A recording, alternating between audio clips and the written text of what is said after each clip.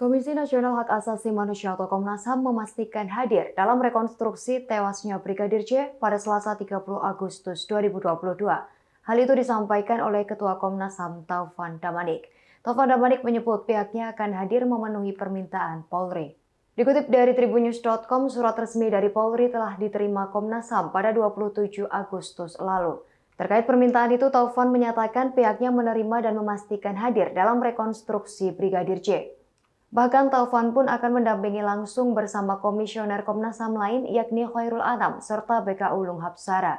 Diketahui rekonstruksi digelar di rumah dinas Verdi Sambo di Komplek Polri Duren 3 Kalibata, Jakarta Selatan.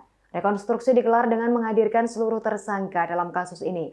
Kapolri Jenderal Polisi Listio Sigit Prabowo berjanji rekonstruksi akan dilakukan secara transparan. Meski demikian, Listio Sigit enggan merinci terkait proses rekonstruksi yang akan menghadirkan 5 tersangka.